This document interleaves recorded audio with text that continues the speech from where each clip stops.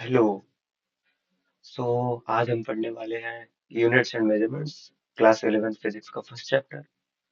तो उसका जो टॉपिक है आज हम डिस्कस करेंगे। पहला है मेजरमेंट क्या है, फिजिकल क्वांटिटीज क्या है, फिर यूनिट्स क्यों हमें जरूरत है, और यूनिट्स का हिस्ट्री के बारे में, और कैसे हम यूज करते हैं उसके बारे में देखेंगे। तो पहला है मेजरमेंट। तो मेजरमेंट का मतलब ही होता है नापना। तो हम कोई भी चीजें या डायरेक्टली हो या इनडायरेक्टली हो, जो भी हम मेजर करेंगे वो हमारे फिजिकल क्वांटिटी की कैटेगरी में है। उस चीज को हम फिजिकल क्वांटिटी डिफाइन करेंगे। लाइक वेट, मास हो गया, वेट हो गया, लेंथ हो गया। ये सब डायरेक्टली हम मेजर कर सकते हैं। सपोज टेबल का तो भी लेंथ नापना है, तो तुम स्केल या वो स्केल से नाप सकते हो। तुम्हें टाइम नापना है, तुम स्टॉपवॉच से नाप सकते हो। लेकिन इनडायरेक्टली हम क्या नाप सकते हैं? जैसे कि अर्थ और मून के बीच का डिस्टेंस, वहां तो तुम स्केल रख के नाप नहीं सकते, वो इनडायरेक्टली नापना होगा। फिर सन का टेम्परेचर, वो भी हम इनडायरेक्टली नापते हैं। तो इसे हम फिजिकल क्वांटिटीज बोलेंगे।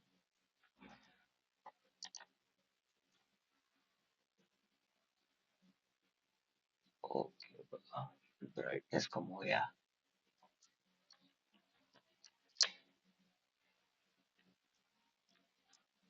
So if I right physical quantities जो है,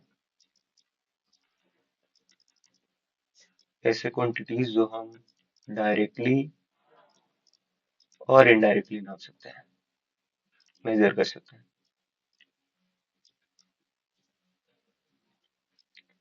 जैसे कि डायरेक्टली हम मेजर करें मास, लेंथ, टाइम, ये सब। इनडायरेक्टली हम temperature of sun,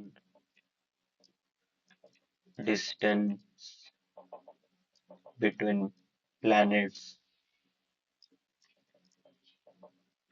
no, suppose मैं अब एक चीज बताने वाला हूँ, उसके लिए मैं जो भी ब्रैकेट में लिखूंगा वो हमारे इस इमेजिनरी वर्ल्ड में एग्जिस्ट नहीं करता है।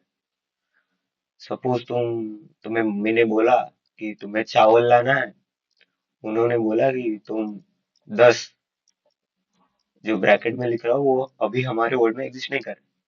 तो 10 लाओ चावल, राइस लाने के लिए बोला। तुम दुकानदार के पास गए और उसके पास एक मशीन है जिसपे वो नाप के ऐसे देता है तुम्हें सब, चावल सब सारा सामान। तुम गए उधर, वो चावल रखा है ऐसे। फिर उसका वो जो मशीन था वो दिखाया कुछ ऐसा कि 10, ब्रैकेट में जो लिखा हूँ अभी तक वो हमारे यहाँ पे एग्जिस्ट नहीं करता है। इतना कुछ वो उसका मशीन में दिखाया। फिर उसने तुम्हें दिया वो चावल। फिर तुम्हें वो पैसे मांगा। वो पैसे तुम्हें मांगा 100,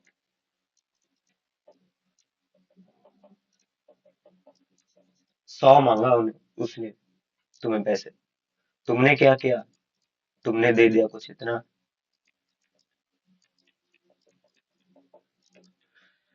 तो दे, या तुम इतना भी दे सकते हो। 100 तुम ये दे रहे हो।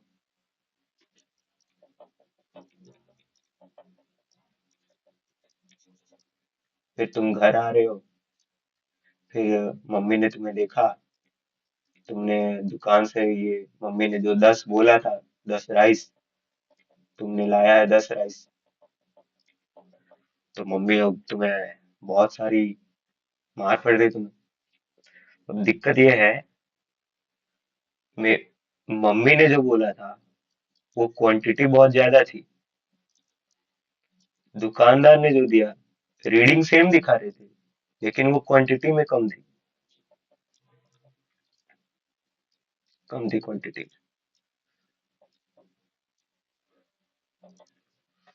तो दिक्कत कहाँ हो रही है? दिक्कत ये है कि हम जानते हैं हमें चाहिए एक ऐसा चीज जो उस वो एक नंबर को एक फिजिकली मीनिंग दे। जैसे कि यहाँ पर क्वांटिटी ज्यादा है और यहाँ पर क्वांटिटी लेस है। वो किससे पता चल रहा है? इस ब्रैकेट के अंदर जो लिखा हो उससे पता चल रहा है। तो हमें कुछ ऐसा एक चाहिए जो एक नंबर को, जब हम कोई एक फिजिकल क्वांटिटी के साथ रिलेट करते हैं, तो वो उसे एक मीनिंग दे, उसे उसको क्वांटिफाई करे। तो हम इसीलिए हम डिफाइन करते हैं यूनिट्स। तो जो कोई भी हम जो मेजरमेंट करते हैं एक फिजिकल क्वांटिटी का, तो उसमें बेसिकली दो चीजें होती हैं। एक चीज है होती है न्यूमेरिक वैल्यू, जैसे कि 10 किलो राइस हो गया, लेकिन मशीन में तुम्हें दिखाया 10 ग्राम, क्योंकि ग्राम तो एग्जिस्ट नहीं करता था, 10 ही दिखा रहा है। फिर उसने बोला 100 रुपए, तुमने दिया $100, फिर तुम्हें आके मार पड़ी। तो यही दिक्कत है। तो हमें चाहिए यूनिट्स। तो जो हम मेजरमेंट कर रहे हैं एक फिजिकल क्वांटिटी, उसमें दो चीजें होती है। एक होता है न्यूमेरिकल वैल्यू और एक होता है यूनिट्स। जैसे कि तुम कोई एक लेंथ नाप रहे हो, तो सपोज वो 5 मीटर है, और वो जो यूनिट्स है वो भी बहुत प्रकार के हो सकते हैं। जैसे तुम जानते हो, मीटर हो गया, सेंटीमीटर हो गया, किलोमीटर हो गया। सपोज तुमने एक रॉड है, तुमने उस रॉड का लेंथ को नापा, उसका रॉड का लेंथ कुछ ऐसा है 5 मीटर। अब तुमने क्या करा, सेंटीमीटर में नापा। तो क्या सेंटीमीटर में वो क्या कभी 5 सेंटीमीटर आएगा? नहीं आएगा, क्योंकि यूनिट डिफरेंट है। तो न्यूमेरिक वैल्यू भी अलग होगा। तो 5 मीटर जो है वो सेंटीमीटर में 500 सेंटीमीटर बन जाता है, क्योंकि तुम जानते हो 1 मीटर एक 100 सेंटीमीटर। तो ये दोनों चीज एक ही को डिफाइन कर रहे हैं। तो इससे हमें ये पता चलता है, जब हम यूनिट चेंज कर लेते हैं, तब न्यूमेरिकल वैल्यू भी में भी चेंज हो सकता है। ऐसे में भी। तो अब जो जितने भी फिजिकल क्वांटिटी है, फिजिकल क्वांटिटी तो बहुत सारी हो सकती है। लाइक जितना क्लास 10th के अंदर पढ़ा होगा, एक स्पीड हो गया, time, velocity, current, charge, heat, energy, work done. तो ऐसे तो जब हम आगे बहुत सारे पढ़ेंगे इसमें फिजिकल क्वांटिटी, तो हमारे पास तो बहुत सारे फिजिकल क्वांटिटीज हैं। तो सारे के अगर हम अलग अलग वो डिफाइन करें, तो इतने सारे तो याद नहीं रख सकते। तो हमें कुछ ऐसे बेसिक चाहिए जो कि बिल्डिंग ब्लॉक हो पूरे सारे अदर क्वांटिटीज का। तो हमने फिजिकल क्वांटिटी को, मैंने तो नहीं, एक कमिटी है जिस कमिटी ने करा था, उन्होंने क्या करा, फिजिकल क्वांटिटी को दो ग्रुप में बांट दिया। एक है फंडामेंटल फिजिकल क्वांटिटी और एक है डिराइव्ड फिजिकल क्वांटिटी।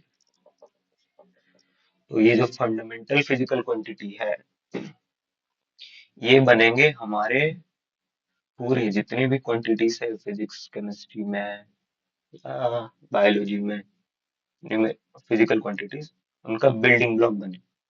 इससे बाकी सब क्वांटिटीज डिराइव हो। तो ये सॉर्ट ऑफ बिल्डिंग ब्लॉक्स है, लिख देता हूँ मैं। और ये इंडिपेंडेंट होंगे,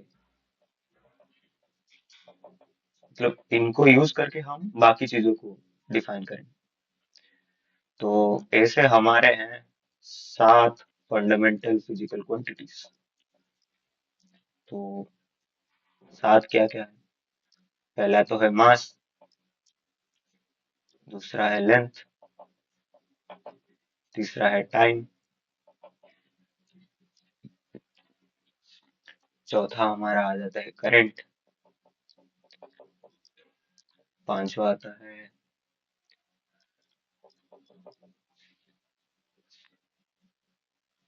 टेम्परेचर, फिर छठा आता है हमारा अमाउंट ऑफ सब्सटेंस, सातवां आता है हमारा ल्यूमिनेसेंस। तो मैंने ये बोला कि जो फंडामेंटल फिजिकल क्वांटिटीज है वो इंडिपेंडेंट होता है, और हम इसको यूज करके बाकी चीजों को डिफाइन करते हैं। तो अगर तुमने क्लास 10 में ढंग से पढ़ा है, ढंग से तो पढ़ा तो है सबने, जो करंट हम डिफाइन करते हैं वो रेट ऑफ फ्लो चार्ज को डिफाइन करते हैं। मतलब तुम लोगों ने पढ़ा, मतलब usually I equal to Q by T बोलते हैं। मतलब जितना चार्ज, सपोज एक सेकंड में जितना भी चार्ज फ्लो हो रहा होगा उसको हम करंट बोलते हैं। तो मन में ये क्वेश्चन आ सकता है कि अगर हम करंट को डिफाइन चार्ज बाय टाइम से कर रहे हैं, rate of flow of charge कर रहे हैं, तो करंट क्यों फंडामेंटल फिजिकल क्वांटिटी है और चार्ज क्यों नहीं? तो अब फंडामेंटल फिजिकल क्वांटिटी का हम ऐसे डिफरेंशिएट कर रहे हैं जैसे कि वो एक तो बिल्डिंग ब्लॉक बनेगा, दूसरा ये है कि वो ऐसा होना चाहिए कि वो डेली लाइफ से ज्यादा कनेक्टेड हो और हम इजीली उसे मेजर कर सकते हैं। जैसे हम कई सारे एक्सपेरिमेंट करते हैं, तो उसमें हम करंट्स, मतलब एमीटर वगैरह है, उससे हम करंट करंट मेजर करने के मशीन ज्यादा है, मतलब इजीली हम मेजर कर सकते हैं। चार्ज ऐसे नहीं कि हम एक, सपोज चार्ज का यूनिट तुम जानते हो,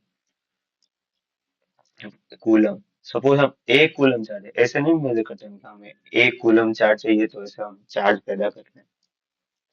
तो पहली बात यह है कि वो हमें बिल्डिंग ब्लॉक बनाना चाहिए। दूसरा ये है कि हम इजीली उसे मेजर कर सकें, डेली लाइफ से ज्यादा कनेक्टेड हो।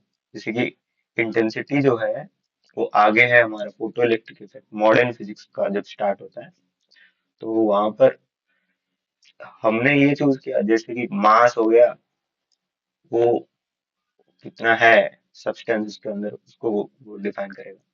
लेंथ हो गया, फिर टाइम हो गया, करंट हमारा इलेक्ट्रोमैग्नेटिज्म ये सब में आ जाता है, ये सब काइनेमेटिक्स मैकेनिक्स में पूरा आ जाता है। टेम्परेचर हमारा थर्मो का पार्ट हो जाता है, amount of substance, KTG thermo. फिर लुमिनस इंटेंसिटी हमारा मॉडर्न फिजिक्स चालू हो जाता है। तो इसलिए हमने पूरे फिजिक्स के लिए 7 फंडामेंटल फिजिकल क्वांटिटी डिफाइन कर, बाकी सब डिराइव हो गए। जैसे कि तुमने पढ़ा होगा स्पीड, स्पीड क्या पढ़ा होगा, डिस्टेंस अपॉन टाइम पढ़ा होगा। तो डिस्टेंस क्या है, एक तरह का लेंथ है, टाइम हमारा टी से हम डिनोट कर दे रहे हैं। तो स्पीड हो गया, हमने कैसे डिफाइन करा, डिस्टेंस अपॉन टाइम। फिर पढ़ा होगा एक्सेलरेशन भी पढ़ा होगा, एक्सेलरेशन हो गया वेलोसिटी अपॉन टाइम। वेलोसिटी को हमने डिफाइन करा है डिस्टेंस अपॉन टाइम से, तो एक्सेलरेशन क्या हो जाएगा, डिस्टेंस डिवाइडेड बाय टाइम का स्क्वायर। तो ऐसे हम बाकी सब से, वर्क डन भी पढ़ा होगा तुमने, फोर्स इंटू एस करके पढ़ा होगा वर्क डन। तो फोर्स हमने फिर से पढ़ा होगा एम इंटू ए इंटू एस। तो एम देखो मास आ गया, एक्सेलरेशन के लिए हमने डिस्टेंस अपॉन टाइम स्क्वायर हो गया, डिस्टेंस तो लेंथ में है, और एस ये भी एक लेंथ है। तो ये भी हम अल्टीमेटली जाके हम फंडामेंटल फिजिकल क्वांटिटी में इसको दिखा सकते हैं। तो तो बस ये है 7 हमारे फंडामेंटल फिजिकल क्वांटिटीज। बाकी जितने भी क्वांटिटीज है वो डिराइव्ड क्वांटिटीज है। नेक्स्ट है, अब जो ये फिजिकल क्वांटिटीज के साथ में हम जब मेजर करते हैं तो न्यूमेरिकल वैल्यू और यूनिट दोनों एसोसिएट होते हैं। तो अब अगर अगर हम अब यूनिट डिसाइड करेंगे, तो पहले क्या था कि 3 सिस्टम थे, फ्रेंच के 2 सिस्टम थे।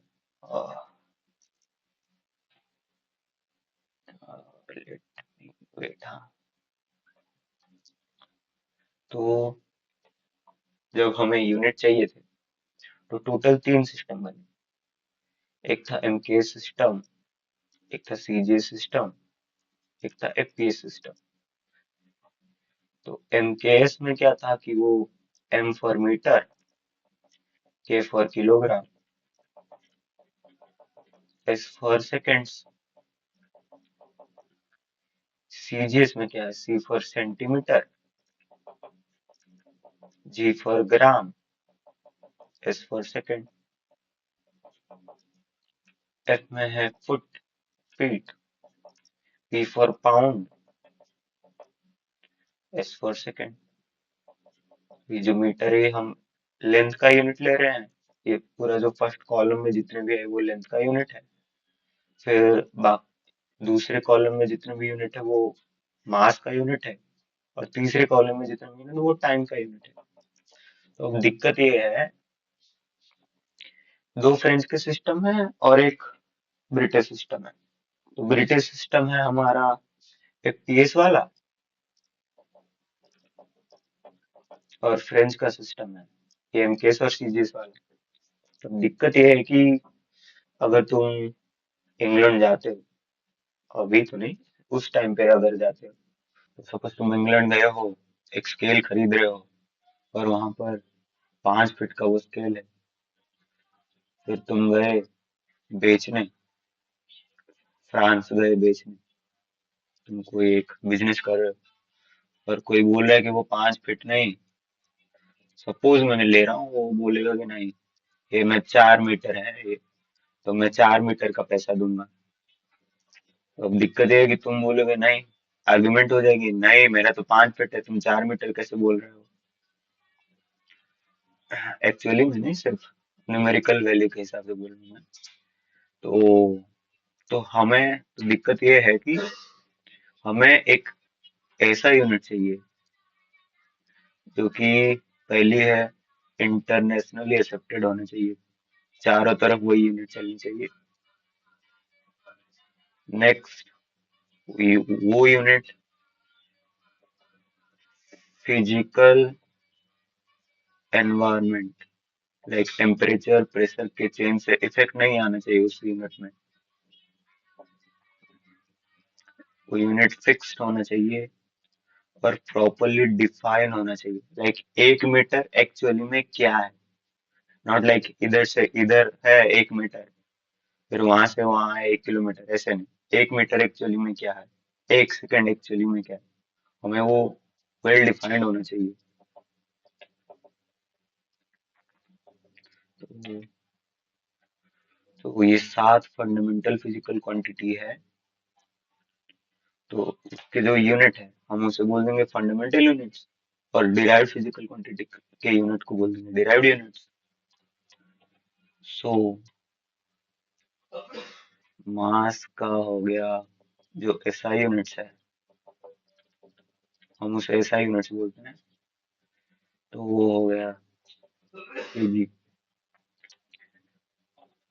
फिर लेंथ, लेंथ का हो गया मीटर, टाइम सेकंड, फिर करंट एम्पियर, फिर टेम्परेचर का हो गया केल्विन, फिर अमाउंट ऑफ सब्सटेंस कितना है वो हो गया मोल, फिर ल्यूमिनेस इंटेंसिटी, उसका ऐसा यूनिट है कैंडेला, सीडी। तो एक्चुअली में ये प्रॉपरली डिफाइन है, एक्चुअली में 1 केजी है क्या, 1 मीटर है क्या, 1 सेकंड है क्या, क्योंकि मैं आगे जब हम प्रोग्रेस करेंगे तब बताऊंगा ये एक्चुअली में क्या, 1 मीटर क्या, 1 सेकंड क्या। तो ये हो गए हमारे सारे फंडामेंटल यूनिट्स।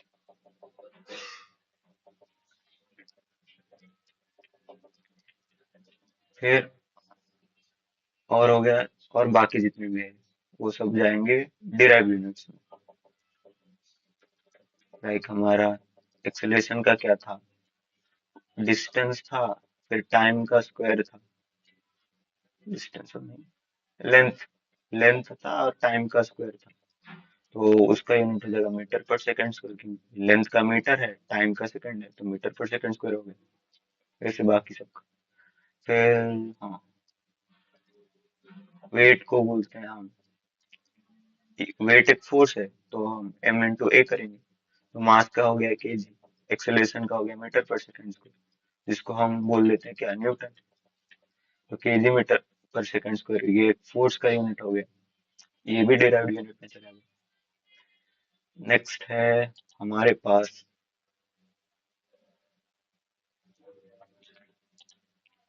दो स्पेशल यूनिट,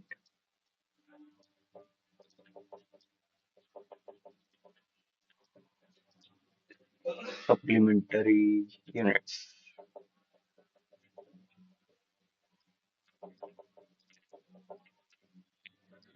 एक है एंगल और एक है, एंगल तो कैसे निकल, एक है प्लेन एंगल और एक है सॉलिड एंगल।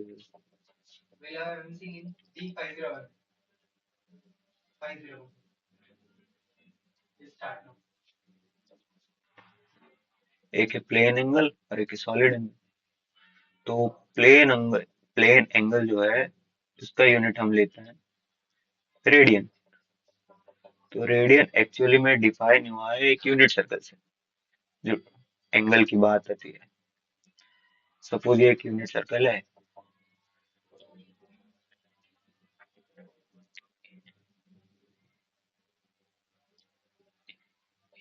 यूनिट सर्कल मतलब रेडियस इसका 1 है।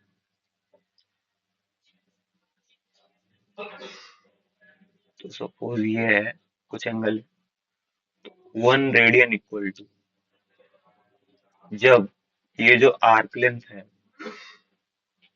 और ये जो रेडियस है, जब ये आर्क लेंथ और रेडियस बराबर हो जाए और यहाँ पर जो एंगल क्रिएट होगा हम उसको बोलेंगे 1 रेडियन।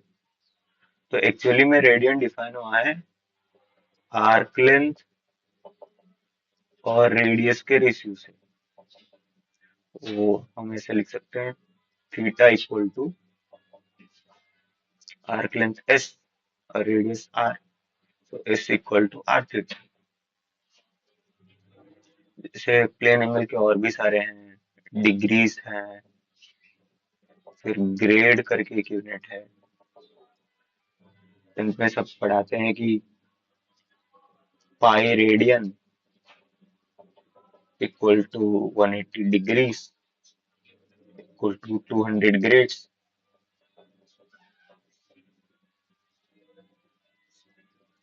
तो ये था एंगल के बारे में। नेक्स्ट है सॉलिड एंगल। तो सॉलिड एंगल के यूनिट को हम बोलते हैं स्टीरेडियंस। तो ये कैसे आएगा, सपोज तुम्हारे पास कुछ ऐसा टाइप का है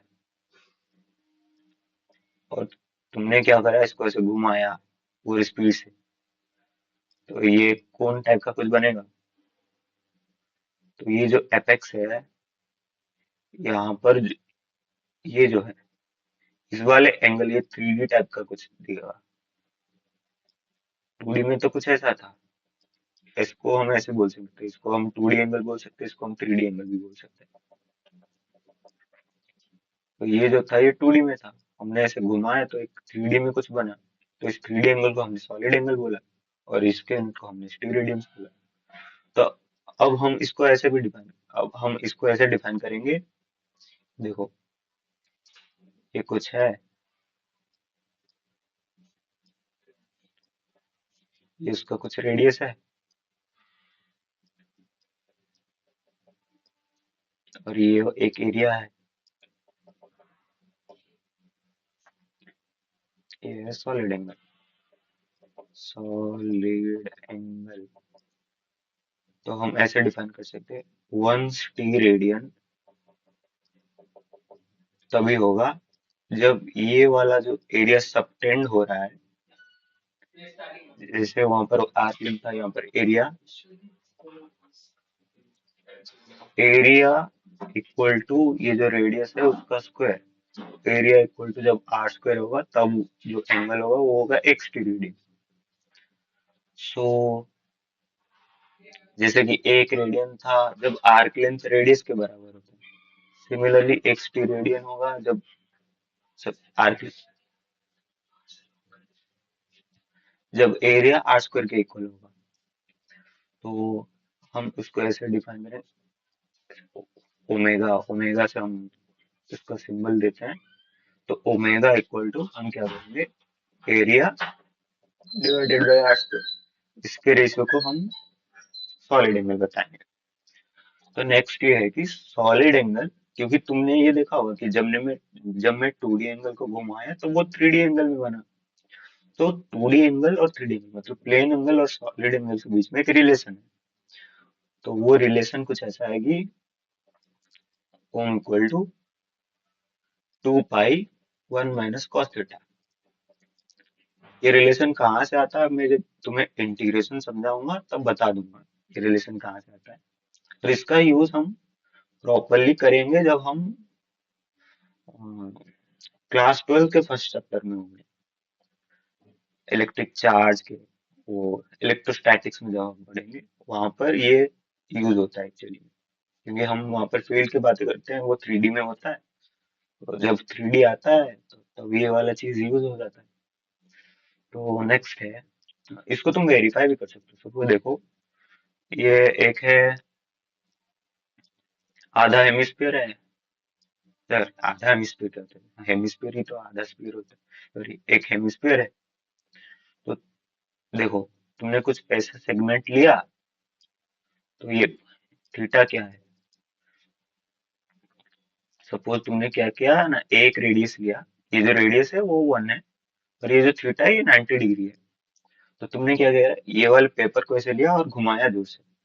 जब तुमने घुमाया, तो घुमाने के बाद ये एक हेमिस्फीयर का आ गया।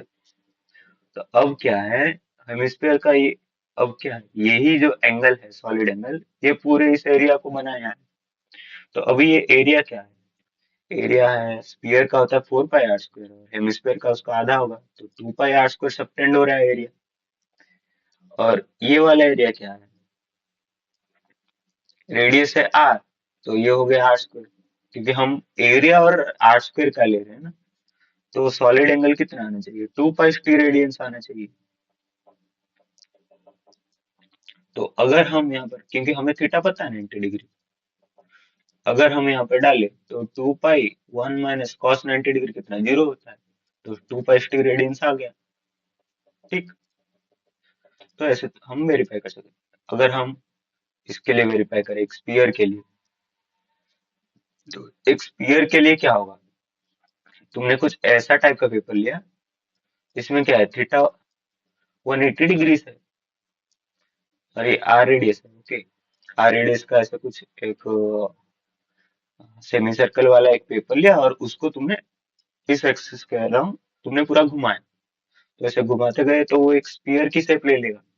तो वो पूरा एरिया क्या होगा, 4 पाई r स्क्वायर होगा।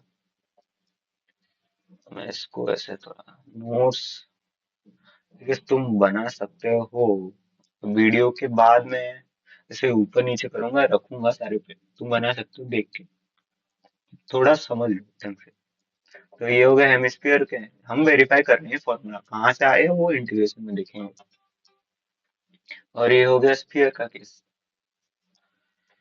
तो ये जो एरिया है वो 4 पाई r स्क्वायर है, राइट। जो सब, वो पूरा एरिया है स्फीयर का।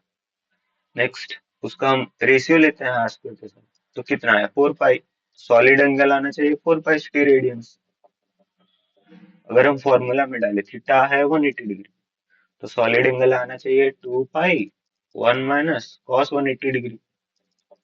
तो 2 पाई 1 - cos 180 डिग्री -1, तो हो जाएगा 2 पाई × 2, तो ये हो जाएगा 4 पाई। तो ये हो गया 4 पाई रेडियंस। वेरी मैच हो गया। तो ये हो गया हमारे दो स्पेशल यूनिट, सप्लीमेंट्री यूनिट करके मैं दिखा रहा हूँ। एक है प्लेन एंगल का रेडियन, और एक है सॉलिड एंगल का स्टेरेडियन। नेक्स्ट, हम क्या करते हैं, जैसे मैं बोला होगा कि मीटर है, सेंटीमीटर है, किलोमीटर है। तो हम एक यूनिट जो है मीटर, उसमें हमने जब सेंटीमीटर लगाया तो वो 100 हो गई 1 मीटर। फिर हमने जब किलोमीटर लगाया तो वो 1/1000 किलोमीटर हो गया, राइट। ये जो एक्चुअली में ये जो प्रीफिक्स है, ये सॉर्ट ऑफ एक मल्टीप्लायर की तरह डिफाइन हो रहा है। जैसे कि देखो, जब मैं यहाँ पर ये लगा है सेंटीमीटर। तुम ऐसे सोच सकते हो कि 1 के साथ 100 मल्टीप्लाई हो गया, लेकिन जब मैंने किलोमीटर लगाया तब क्या होगा, 1 के साथ ही डिवाइड हो गया 1000। तो एक्चुअली में हम यूनिट्स जो है, यूनिट्स को अगर हम एक प्रीफिक्स लगाएं तो वो एक मल्टीपल की तरह बिहेव करता है। तो उसका एक चार्ट है जो कि तुम्हें याद रखना है एक्चुअली। तो ये है मल्टीपल्स, ये है प्रीफिक्स, और ये है सिंबल्स। ये पूरा चैट तुमको बता दे। तो तुम्हें क्या करना है बेसिकली, 10 to the power 1 कैसे याद रखना है, देखो 10 to the power 1, 10 to the power 2, 10 to the power 3, ऐसे 6 तक लिखना है। 10 to the power 4, 10 to the power 5, 10 to the power 6। Then क्या करना है, तीन तीन बढ़ाना है। 10 to the power 9, 10 to the power 12, 10 to the power 15, 10 to the power 18, 10 to the power 21, 10 to the power 24। तो इसका प्रीफिक्स है क्या, इसका है, अगर क्लास 12 7 6 में अगर पढ़ाते हैं, हमारे ऐसा था कि ऐसा पढ़ा मिलीमीटर, सेंटीमीटर।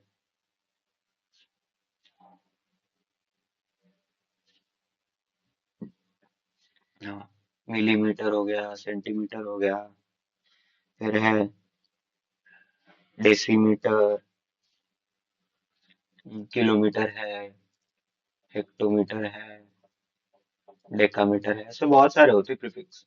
मीटर के आगे ये सब लगते हैं तो हो जाता है। तो अब मैं तुम्हें कुछ दिखाता हूँ। तो ये जो प्रीफिक्स है, पहला है डेका। तुम्हें इस लाइन से याद रखना होगा, deca, hecto, kilo, mega, giga, tera, peta, exa. और ये मैंने कुछ छोड़ दिया, अरे सीरियली लिखना था ना इसके साथ, यही दिक्कत है। हेक्टो, किलो, फिर, अरे सॉरी, 4 नहीं, 4 5 नहीं है, क्या कर, तीन तक तुम्हें सीरियली लिखना है, फिर तीन तीन बढ़ा देना। 10 to the power 6, 10 to the power 9, 10 to the power 12, 10 to the power, तभी मैं सोचू इतना ज्यादा कहाँ से होगा। 10 to the power 18, 10 to the power 21, 10 to the power 24। Kilo, फिर मेगा, फिर गीगा, फिर टेरा, फिर पेटा, फिर एक्सा, फिर जेटा, फिर योटा। तो देखो, तो सिंबल्स हम ऐसे लिखते हैं कि ये डी ए लिखते हैं, हेक्टो के लिए एच, किलो के लिए कैपिटल के, मेगा के लिए कैपिटल एम, गीगा के लिए कैपिटल जी, टेरा के लिए कैपिटल टी, पीटा के लिए कैपिटल पी, एक्सा के लिए कैपिटल ई, जेटा के लिए कैपिटल जेड, और योटा के लिए कैपिटल वाई। फिर हो गए सब मल्टीपल्स। एक्चुअली में ये है क्या, आपको बताता हूँ। देखो तुमने, एक हो गया हमारा हमारा ऐसा यूनिट, एक मीटर। जब हम इस तरफ जाते हैं और इस तरफ जाते हैं, इस साइड को हम मैं मल्टीपल ऐसे करके बोल रहा हूँ, और ऊपर वाले को मैं सब मल्टीपल करके बोल रहा हूँ। ठीक। अब क्या है, जब मैं किलोमीटर बोलूंगा, 1 किलोमीटर मेरा 1000 मीटर है। तो ये क्या बताना चाहता है, देखो 1 किलोमीटर में 1000 मीटर आता है। तो यहाँ से तुम देख सकते हो, किलो मतलब के लगा है प्रीफिक्स, तो के है तो मल्टीपल 10 to the power 3। तो ये जो है इतना टाइम्स वो ऐसा यूनिट होगा जो यूनिट हम लगाएंगे। सपोज मैंने यहाँ पर किलो वोल्ट लगाया तो 10 to the power 3 वोल्ट हो जाएगा।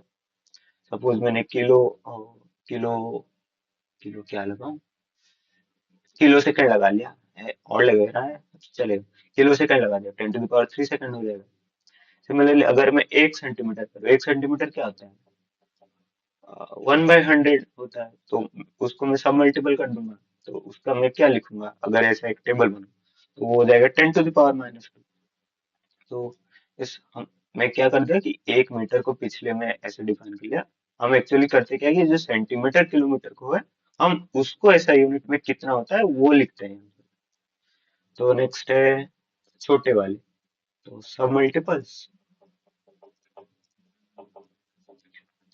फिर है प्रीफिक्स, फिर है सिंबल। तो सब मल्टीपल सेम ही लिखना है, तुम्हें 1 2 3 ऐसे जाना है, फिर 3 3 जंप मारना है और सारे में नेगेटिव दे देना है, क्योंकि हम डिवाइड मार रहे हैं। तो 10⁻⁻1, 10⁻², 10⁻3, 10⁻4, सॉरी मैं खुद बोल रहा हूँ और खुद ही लिख रहा हूँ। 10⁻6, 10⁻9, 10⁻12, 10⁻15, 10⁻18, 10⁻21, 10⁻24। तो इसका प्रीफिक्स हम लिखेंगे। ये हो गया deci, centi, milli, 10⁻6 micro, 10⁻9 nano, 10⁻12 pico, 10⁻15 femto, 10⁻18 atto, 10⁻21 zepto, 10⁻24 yocto. तो उसका हम सिंबल लिखेंगे डेसी के लिए सारे स्मॉल में, सब मल्टीपल वाले स्मॉल में और वहां पर कैपिटल में चल रहा है वो ऊपर दोनों को छोड़ के। डी, सी, एम माइक्रो के लिए, म्यू नैनो के लिए, एन पिको के लिए, पी फेम्टो के लिए, एफ एटो के लिए, ए जेप्टो के लिए, जेड स्मॉल जेड, युक्टो के लिए वाई। तो ये हो गए हमारे यूनिट के आगे जो प्रीफिक्स लगते हैं। आई होप तुम्हें समझ में आया होगा। उसके बाद हमारा अगला टॉपिक जो हम डिस्कशन करेंगे वो होगा significant figure, round of, error analysis. फिर लास्ट में मैं जाके डिस्कस करूंगा डायमेंशन वाला पार्ट। तो मैं क्या करूंगा, डायमेंशन वाले पार्ट में तुमको सारे जो हैं वो याद रखने के लिए नहीं बताऊंगा। जैसे जैसे हम आगे बढ़ेंगे फिजिक्स में के दुनिया में, तब मैं तुमको बताऊंगा कि इस क्वांटिटी का, जब हम क्वांटिटी डिफाइन करेंगे तो इस क्वांटिटी का एक्चुअली में है क्या डायमेंशन। सो आई होप तुम्हें सब समझ में आया होगा। स्टे ट्यून्ड, तुम्हें एंजॉयमेंट मिलेगा और फिजिक्स को तुम प्यार करना सीख जाओगे। I hope. Okay bye bye, मिलते हैं नेक्स्ट वीडियो में।